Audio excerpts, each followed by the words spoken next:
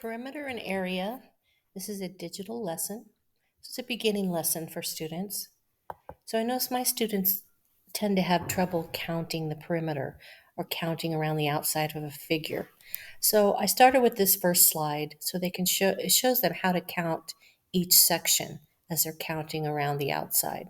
So this one, the perimeter would be 16 units. The next one they're going to do on their own. So just 4 plus 5 plus 4 plus 5. They're going to get 18. They just type 18 here in the box. Next one, just an irregular shape, so it's a little bit more of a challenge.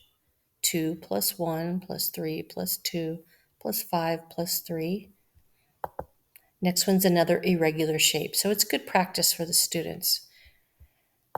Then we see a triangle. Well, the perimeter of a triangle is just going to be adding the 3 sides, and they're just going to type in the answer.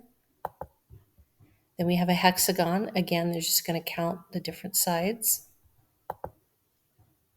And then a pentagon.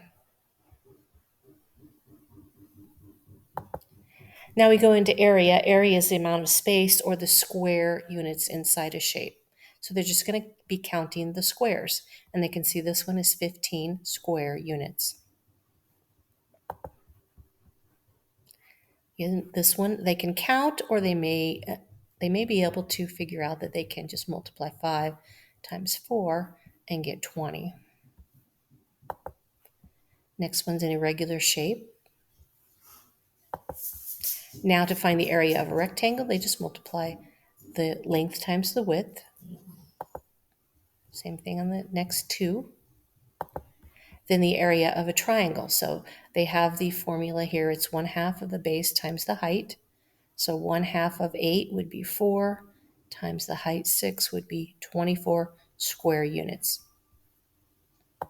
They're going to do one on their own, another one. Then we get into trapezoid. So here is the formula for the area of a trapezoid. They have to take this top and bottom measurement and they have to average it. So they're going to add these two together, 3 plus 7, and divide by 2. That'll give it an average of 5. So then they're going to take 5 times the height, which is 2, and that gives us 10 square inches.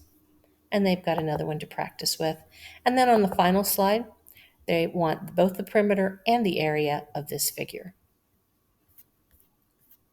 So it's a good beginning lesson for perimeter and area.